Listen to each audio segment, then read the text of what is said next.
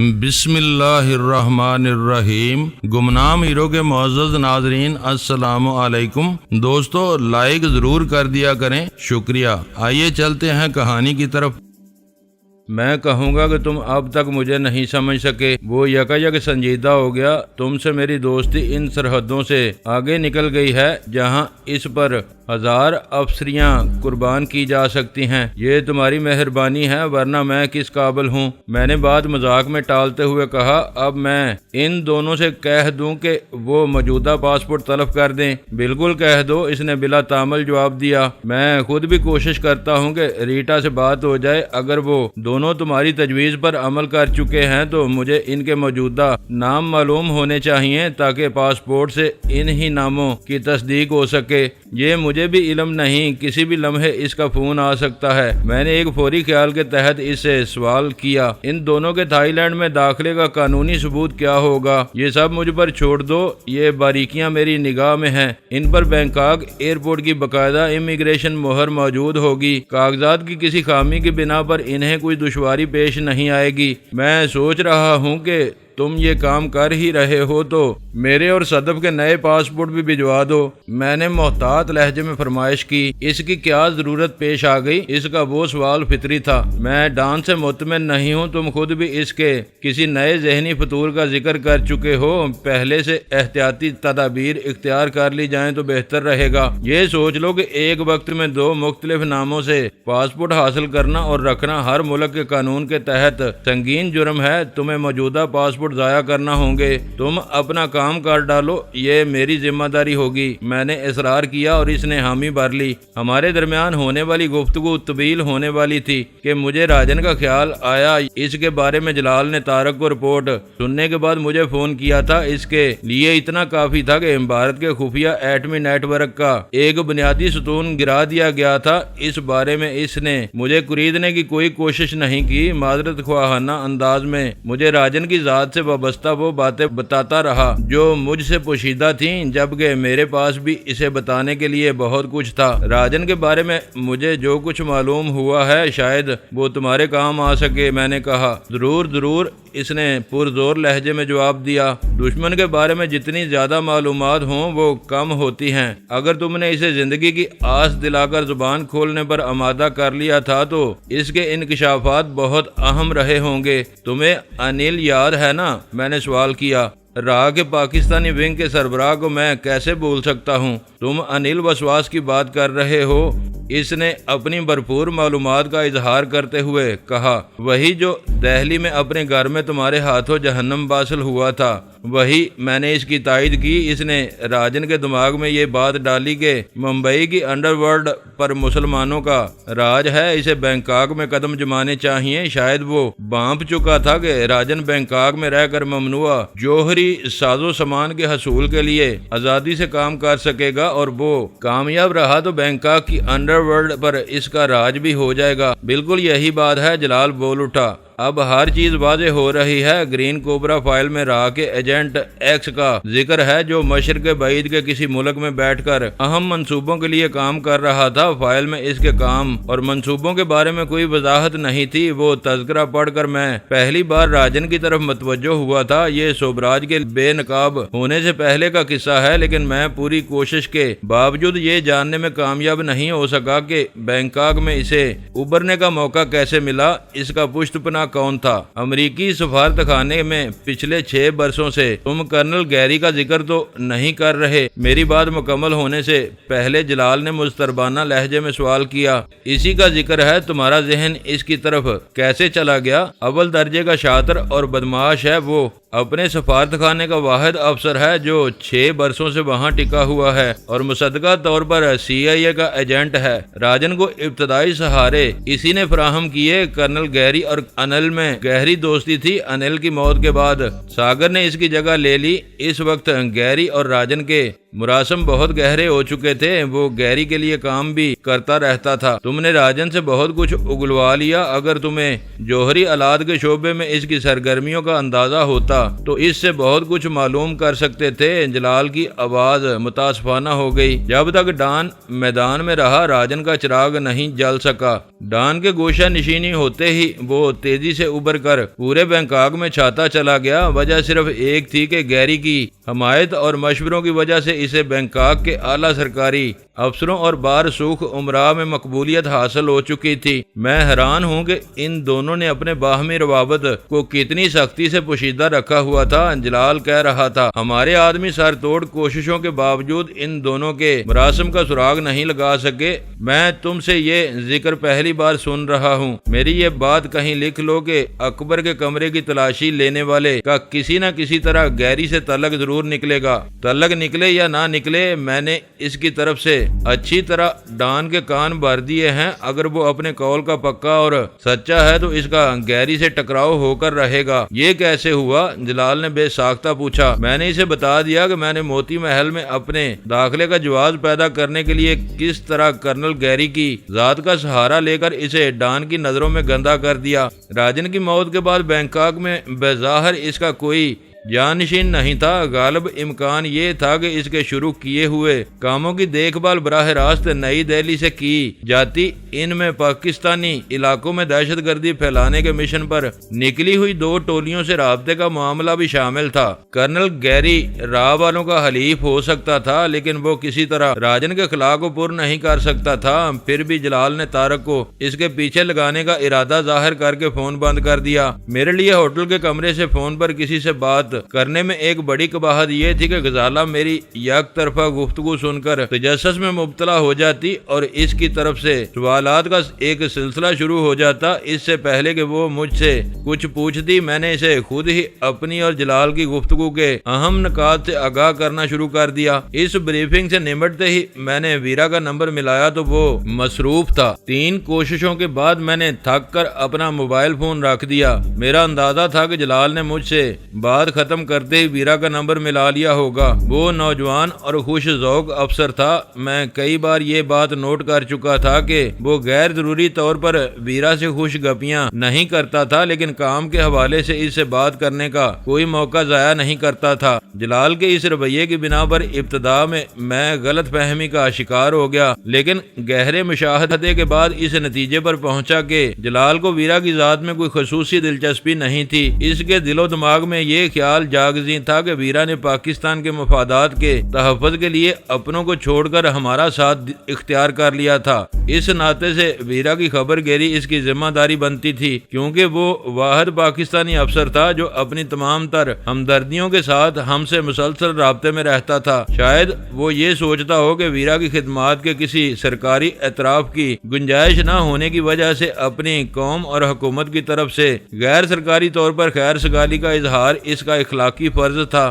میری چوتھی کوشش سے پہلے ویرا کی کال آ گئی۔ اس نے تصدیق کی کہ وہ جلال سے گفتگو کر رہی تھی۔ اس سے پہلے وہ بار بار مجھ سے رابطہ قائم کرنے کی کوشش کرتی رہی تھی، مگر اسے میرا فون ہر بار مصروف ملا تھا۔ اس نے یہ بتا کر میرا دل خوش کر دیا کہ اس نے پہلی فرصت میں میری ہدایت پر عمل کرتے ہوئے سیام انٹر کانٹیننٹل ہوٹل چھوڑ دیا تھا اور ایک صاف ستھرے ریسٹ ہاؤس میں منتقل ہو گئی تھی۔ اس اچھی خبر کے بعد اس نے ٹی ایچ پال کا واقعہ سنا کر مجھے پریشان کر دیا۔ تمہیں اس بارے میں زیادہ فکر مند ہونے کی ضرورت نہیں، اس نے مطمئن لہجے میں کہا۔ بس یہ سمجھ لو کہ وہ تعاقب کی ابتدا میں ہی مارا گیا۔ تھائی لڑکوں نے دل کھول کر اس کی ٹھکائی کی ہوگی۔ اب وہ کسی کے تعاقب کے نام سے اپنے کانوں کو ہاتھ لگائے گا۔ جیکب اور روزی کے نام سے یہاں آ جانے کے بعد میں بے فکر ہو گئی ہوں۔ اب ان لوگوں کا ہم تک پہنچنا ممکن ہو گیا ہے۔ 2-4 روز میں جلال نئے ناموں سے ہمارے پاسپورٹ بھیج دے گا تو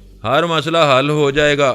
اس بارے میں جلال سے تمہاری تفصیلی بات ہو گئی ہے؟ میں نے تصدیق چاہی۔ ہاں یہ بات ہو گئی، لیکن اس کی زبان سے راجن کا قصہ سن کر مجھے صدمہ ہوا کہ یہاں اتنا اہم اور بڑا واقعہ رونما ہو چکا ہے، لیکن تم نے مجھے اس کی ہوا بھی نہیں لگنے دی۔ اس نے بجا طور پر شکوہ کیا، تم کمرے کی تلاشی کے معاملے میں پریشان تھیں۔ میں نے وہ ذکر چھیڑنا مناسب نہیں سمجھا۔ صبح کے اخبارات سے سب کچھ تمہارے سامنے آ جاتا۔ میں نے مدافعانہ لہجے میں کہا، میں پریشان تھی تو تم وہ خوش خبری سنا کر میرے ذہن کا بوجھ ہلکا کر سکتے تھے۔ تم نے مجھے سب کچھ بتایا ہوا تھا۔ مجھے معلوم تھا کہ اب وہ تمہارے راستے کا آخری کانٹا ہے، وہ ہٹ گیا تو تم ہر فکر سے آزاد ہو جاؤ گے۔ بدقسمتی سے ایسا نہیں ہو سکا۔ میں نے اسے سمجھانے کی کوشش کی۔ وہ ڈان کے لیے بہت بڑا نام اور شکار تھا۔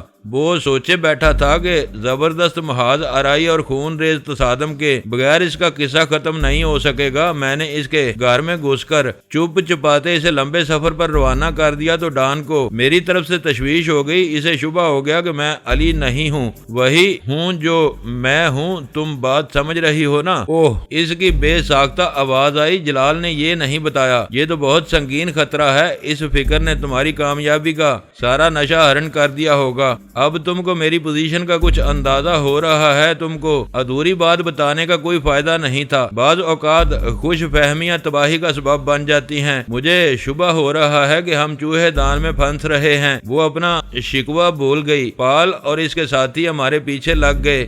ڈان تم پر شبہ کر رہا ہے۔ ان حالات میں ہمارا یہاں رکنا خطرناک ثابت ہو سکتا ہے۔ بظاہر یہی معلوم ہو رہا ہے، لیکن میں عجلت میں کوئی فیصلہ نہیں کروں گا۔ تم نے نام اور ٹھکانہ بدل کر خود کو بچا لیا ہے۔ میں نے وقتی طور پر ڈان کو مطمئن کر دیا۔ جلال کے پاس سے تم دونوں کی نئی سفری دستاویزات آ جائیں تو کوئی فیصلہ کیا جا سکے گا۔ موقع ملتا ہے تو تم نکل جاؤ، ہماری پرواہ نہ کرو۔ احمقانہ باتیں مت کرو۔ جلال کے آدمی کے لیے تم دونوں اجنبی ہو۔ ویسے بھی مجھے دور رہ کر تم دونوں کا دھیان رکھنا ہوگا۔ تمہاری اطلاع کے لیے یہ بتا دوں کہ راجن کی پشت پر امریکی سفارت خانے کے کرنل گیری کا ہاتھ کار فرما تھا۔ ہو سکتا ہے کہ نیو یارک والوں کے ایما پر اسی نے پال اور دوسرے آدمی کو تمہارے پیچھے لگایا ہو۔ کرنل گیری، ویرا نے پرخیال آواز میں دہرایا۔ یہ نام میرے لیے نیا ہے۔ وہ سفارت خانے میں کیا کام کرتا ہے؟ سنا ہے کہ انفارمیشن افسر ہے اور 6 سال سے یہاں کام کر رہا ہے۔ یہ میرے لیے نیا نام ہے۔ امریکہ میں بیوروکریسی بہت بڑی ہے۔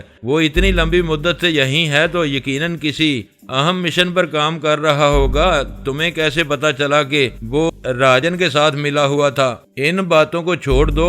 کریدو کی تو سوال سے سوال پیدا ہوتے جائیں گے اور ہم اصل موضوع سے بھٹک جائیں گے۔ میں ہوا میں تیر نہیں چلا رہا۔ یہ بات راجن نے خود قبول کی تھی۔ جب ملیں گے تو یہ باتیں ہو جائیں گی۔ فی الحال اپنی توجہ موجودہ مسائل پر مرکوز رکھو۔ ملنے کی بات دور نظر آ رہی ہے۔ تم خود کہہ چکے ہو کہ اب ہمیں ایک دوسرے سے دور رہنا ہوگا۔ ہم ایک ساتھ حریفوں کی نظروں میں آ گئے تو مشکلات بڑھ جائیں گی۔ یہ صورتحال بدل بھی سکتی ہے۔ ریٹا اور اکبر خطرناک نام تھے۔ محتاط رہ کر جیکب اور روزی سے ملاقات کی جا سکتی ہے۔ کب آ رہے ہو؟ ویرا نے اسی لمحے سوال داغ دیا۔ یہ معاملات فون پر طے نہیں ہو سکتے۔ کچھ دیر کے لیے روبرو بیٹھ کر تبادلہ خیال کرنا ضروری ہے۔ کوئی وعدہ نہیں کر سکتا۔ کوشش کروں گا۔ نئی جگہ پر تمہارے کمرے کیسے ہیں؟ کسی گھر کو معمولی رد و بدل سے گیسٹ ہاؤس بنا دیا گیا ہے۔ یہاں پرائیویسی کا احساس مفقود ہے۔ میرے کمرے کی ایک کھڑکی لابی میں کھلتی ہے۔ آوازیں سننا تو درکنار، کوئی آنے جانے والا چاہے تو اندر جھانک بھی سکتا ہے۔ میں نے وہ کھڑکی بند کر دی ہے۔ میں کل کوشش کروں گا کہ ہم کہیں یکجا ہو سکیں۔ میں نے کہا، تمہارا ٹھکانہ موضوع نہیں ہے، کوشش نہیں، بس آ جاؤ۔ اس نے اصرار کیا۔ گیری، پال اور تیسرے آدمی کے خیال سے مجھے ہول آ رہے ہیں۔ ایسا نہ ہو کہ یہاں سے نکلنے سے پہلے ہم ان سے الجھ جائیں۔ میں دامن بچانے کی پوری کوشش کر رہا ہوں، آگے اللہ کی مرضی۔ جلال شکایت کر رہا تھا کہ تم نے اس کی سخت ہدایت کے باوجود بیم گن کو بے دریغ استعمال کیا ہے۔ ویرا بات سے بات نکالتی جا رہی تھی۔ یہ کوئی اچھی بات نہیں ہے۔ ہے۔ کرسی پر بیٹھ کر ہدایت جاری کرنے اور جان لیوا سچویشن میں فیصلے کرنے میں بہت فرق ہوتا ہے۔ میں نے ذرا ترشی سے کہا، تمہیں بھی اندازہ ہونا چاہیے کہ میں جان بوجھ کر اپنی زندگی داؤ پر لگانے کی حماقت نہیں کر سکتا۔ میں نے ایک فیصلہ کیا تھا تو اس کا تدارک بھی سوچ لیا تھا۔ شاید جلال نے اس بارے میں تمہیں کچھ نہیں بتایا۔ میں نے ذرا ترشی سے کہا، بتا دیا تھا، اس نے سرسری انداز میں کہا۔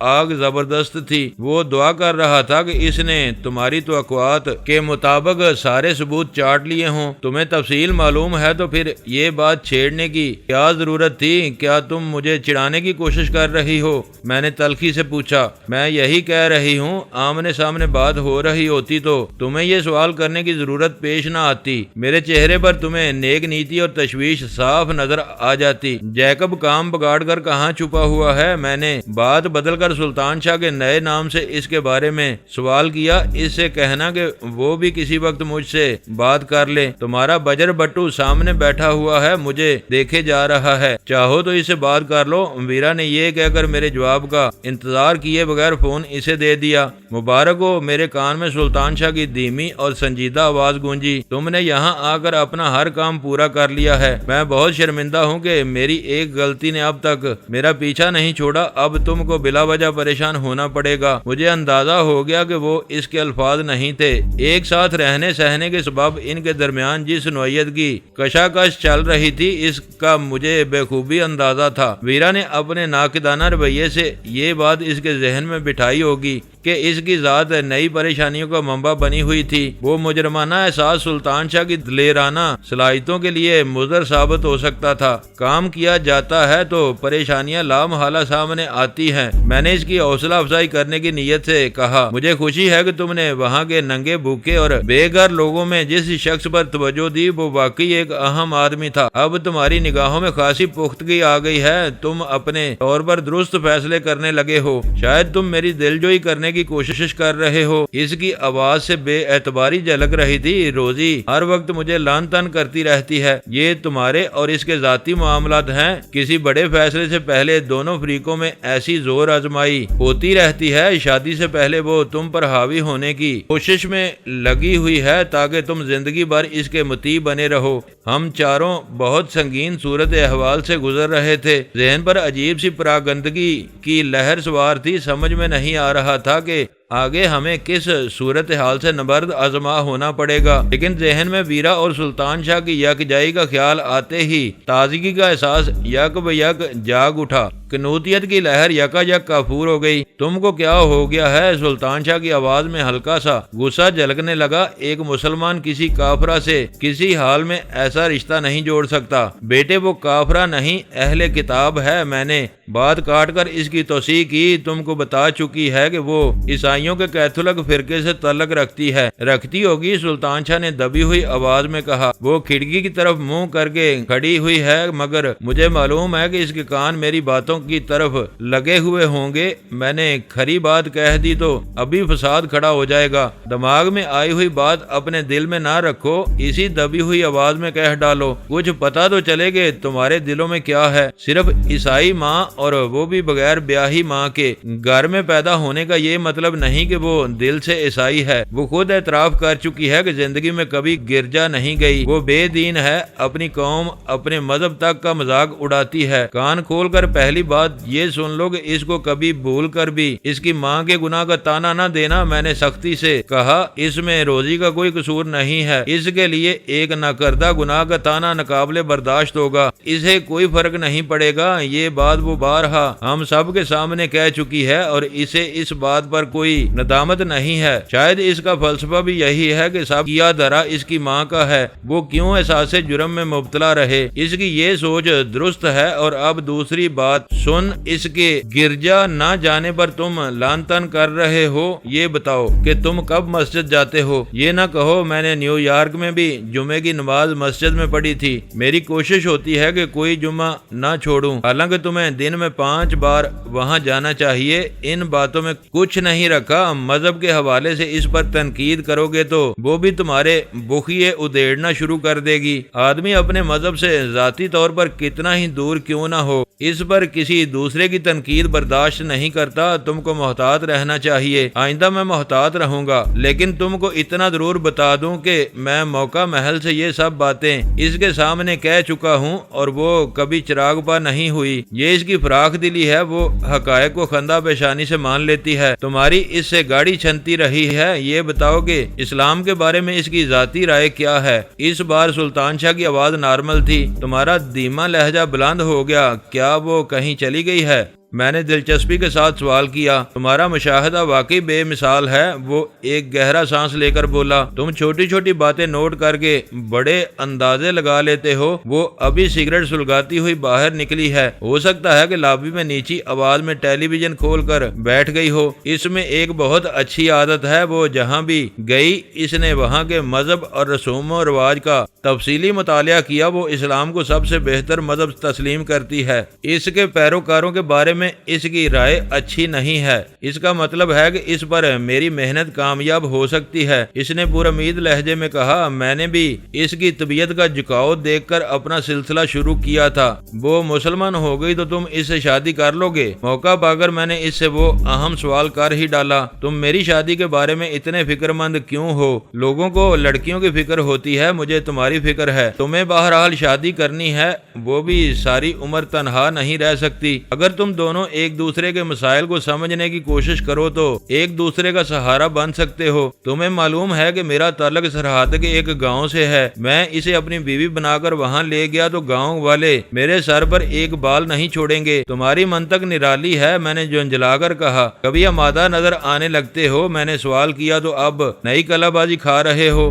یہ کلا بازی نہیں، حقیقت ہے۔ تمہیں اندازہ نہیں کہ گاؤں کے لوگ ان معاملات میں کتنے سیدھے اور سخت ہوتے ہیں۔ پھر اس کا شبہ درست ہے، مسلمان کر کے تم اسے بے سہارا چھوڑ دو گے۔ تم بھی تو اس کی مدد کر سکتے ہو، ذہنی طور پر وہ تم سے بہت قریب ہے۔ سلطان شاہ کی زبان سے وہ فکرے سن کر مجھے یوں محسوس ہوا جیسے کسی نے میرے سر پر لاٹھ رسید کر دیا ہو۔ تم کیا کہنا چاہ رہے ہو؟ چند ثانیوں کے سکتے کے بعد میں نے حیرت اور بے یقینی سے سوال کیا۔ تم کو 4 شادیوں کی اجازت ہے، تم ہر وقت دوسری کر سکتے ہو۔ سلطان شاہ میرے سوال کے دباؤ سے نکلنے کے لیے اس رخ پر آیا تھا، مگر میرے دل میں چور تھا۔ مجھے یوں محسوس ہوا جیسے اس نے میرے سامنے اچانک آئینہ رکھ دیا ہو۔ میں نے اپنے وجود میں دوڑنے والی سنسنی پر قابو پاتے ہوئے بہت نرمی سے کہا، تم شروع سے میرے ساتھی ہو۔ تمہیں معلوم ہے کہ روزی کی یہی خواہش تھی، لیکن جب میں صدف کے ساتھ رشتے کے بندھن میں بندھ گیا تو روزی نے رفتہ رفتہ اس حقیقت سے سمجھوتا کر لیا۔ وہ مغرب کی پلی ہوئی ہے، اس کے مذہب اور معاشرت میں ایسی کوئی گنجائش نہیں ہے۔ پھر بھی میں تمہاری اس مشورے کے بارے میں صدف سے بات کروں گا۔ اس نے بلبلا کر میری بات کاٹ دی۔ صدف سے بھول کر بھی اس بات کا ذکر نہ کرنا، اس کے دل میں میری طرف سے ہمیشہ کے لیے گرا پڑ جائے گی۔ تمہاری نیت صاف ہے تو تمہیں صدف یا کسی اور سے ڈرنے کی ضرورت نہیں۔ وہ آمادہ ہو گئی تو مجھے ایک نو مسلم خاتون کا سہارا بن کر خوشی ہوگی۔ میں نے نہایت سنجیدگی سے اپنی بات جاری رکھی۔ میں جان بوجھ کر درمیان میں غزالہ کا ذکر لایا تھا۔ مجھے اندازہ تھا کہ اس کا خیال آتے ہی وہ پسپائی اختیار کر لے گا۔ نہیں، تم اس سے بات نہیں کرو گے۔ اس کی آواز مضطربانہ ہو گئی۔ وہ سوچے گی کہ میں اس کا منہ بولا بھائی بن کر اس کا گھر برباد کرانا چاہ رہا ہوں۔ یہ تمہارا اور اس کا معاملہ ہے۔ تم کو معلوم ہے کہ میں اسے کتنا چاہتا ہوں۔ اس سے مشورہ کر کے اور اس کی رضامندی کے بغیر میں اتنا بڑا فیصلہ نہیں کر سکتا۔ مت کرو، سمجھ لو کہ میں نے اس بارے میں تم سے کچھ نہیں کہا۔ وہ اس وقت تمہاری باتیں تو نہیں سن رہی۔ سلطان شاہ بکھلایا ہوا تھا۔ اپنی ریسٹ واچ دیکھو، اس وقت رات کا 1 بج چکا ہے۔ میں نے غزالہ کو آنکھ مارتے ہوئے کہا، وہ بہت دیر سے گہری نیند سوئی ہوئی ہے۔ اللہ کا شکر ہے کہ میں بہت بڑی خفت سے بچ گیا۔ میں نے روا روی میں اپنی بات کہہ ڈالی۔ میرے ذہن میں صدف کا خیال آ جاتا تو میں اپنی زبان نہ کھولتا۔ دیکھو، اس سے اس بارے میں ایک لفظ نہ کہنا۔ عورتیں چھوٹے دل کی ہوتی ہیں، وہ مجھ سے ہمیشہ کے لیے متنفر ہو جائے گی۔ میں نے یہ بات تمہیں چڑھانے کے لیے کہی تھی، تم بلا وجہ سنجیدہ ہو گئے۔ یہ اس بات کا ثبوت ہے کہ میں تمہارے کہے ہوئے ہر لفظ کو اہمیت دیتا ہوں۔ میں نے اسے مزید رگڑنے کا ارادہ ترک کرتے ہوئے کہا، ہمارے درمیان اس موضوع پر قسطوں میں بات ہو رہی ہے، اپنے گھر اور گاؤں والوں کے بارے میں اچھی طرح سوچ لو اور اپنے حوصلے کا اندازہ لگا لو، پھر مجھے جواب دو۔ تمہاری طرف سے کوئی اشارہ ملنے کے بعد میں روزی سے بات کروں گا۔ وہ مادہ پرستی کے ڈھکوسلوں سے اکتائی ہوئی ہے، اسے سکھ کی تلاش ہے جو کہیں نہیں مل سکا۔ وہ اپنے ذہنی سکون اور سکھ کے لیے کوئی بڑا فیصلہ کر گزرے گی۔ میں نے پہلے بھی وقت لیا تھا، اب بھی یہی کہہ رہا ہوں۔ موجودہ جمیلوں سے نکلنے کے بعد میں سکون سے کوئی فیصلہ کر سکوں گا۔ میں نے بات کو طول دینا مناسب نہیں سمجھا، اس کے لیے وقفوں سے ہونے والی ایسی گفتگو زیادہ کارگر ثابت ہو سکتی تھی۔ پتھر پر گرنے والی بوند بوند پانی آخر کار اس میں گڑا ڈال دیتا ہے۔ وہ ترغیبی نقطے کبھی نہ کبھی بار آور ہونے والے تھے۔ آپ ذرا سی دیر میں بات کو کہاں سے کہاں لے جاتے ہیں، ہر طرف محیب خطرات منڈلا رہے ہیں۔ پتہ نہیں آپ کے خلاف اب سازشوں کا کون سا نیا جال بنا جا رہا ہے۔ ان حالات میں آپ اس سے یوں باتیں کر رہے تھے جیسے ہم کراچی میں بے فکر بیٹھے ہوں اور آپ کل ہی ان دونوں کا گھر بسانے کا ارادہ کر چکے ہوں۔ غزالہ نے حیرت سے کہا، خطرات ٹل چکے ہیں، راجن کی موت کے بعد ہر طرف ٹھہراؤ آ گیا ہے۔ میں نے بستر پر دراز ہو کر کہا، اہم ترین بات یہ ہے کہ اب ہمیں یہاں کچھ نہیں کرنا۔ ڈان کی کامیابی کا جشن منعقد ہونے تک ہمیں آرام کرنا ہے، پھر ہم یہاں سے چل دیں گے۔ وہ دونوں اب کہاں ہیں؟ غزالہ نے سوال کیا۔ میں نے اختصار کے ساتھ اسے ویرا اور سلطان شاہ کی منتقلی کا قصہ سنا دیا، جس میں ٹی ایچ پال کی بد نصیبی کا ذکر نمایاں تھا۔ آپ کہہ رہے ہیں کہ خطرات ٹل گئے، مجھے نظر آ رہا ہے کہ پال کی مرمت کے بعد وہ زیادہ شد و مد کے ساتھ ریٹا اور اکبر کو تلاش کریں گے۔ وہ دونوں غائب ہو گئے، ان کے نئے نام روزی اور جیکب ہیں۔ اگر وہ شکل و صورت سے نہ پہچانے جائیں تو ساری امریکن آرمی مل کر بھی بینکاک میں ان کا کھوج نہیں لگا سکتی۔ میں نے اطمینان سے جواب دیا، ویرا زیادہ دیر تک ٹک کر بیٹھنے والے نہیں ہے۔ غزالہ نے مایوسی سے کہا، وہ گھومنے پھرنے کا خطرہ مول لے گی اور مشکل میں پڑ جائے گی۔ اس خدشے کو اپنے ذہن سے نکال دو۔ پال سے ٹکراؤ ہونے کے بعد اسے معاملے کی نزاکت کا اندازہ ہو چکا ہے۔ اگر یہ تمہاری بد دعا ہے تو بات دیگر ہے۔ اس نے کون سی میری جاگیر ماری ہے جو میں اسے بد دعا دوں گی؟ تم نے ابھی تک یہ نہیں پوچھا کہ جب میں نے تمہیں آنکھ ماری تھی اس وقت سلطان شاہ سے میری کیا بات ہو رہی تھی؟ ضرورت نہیں سمجھی، اس نے مسکرا کے کہا۔ شاید اس نے آپ کے سوالوں سے جان چھڑانے کے لیے کوئی جوابی وار کر دیا تھا۔ ذرا سی دیر کے لیے آپ کا چہرہ سرخ ہو گیا تھا۔ کیا اس نے آپ کو ویرا سے دوسری شادی کا مشورہ دیا تھا؟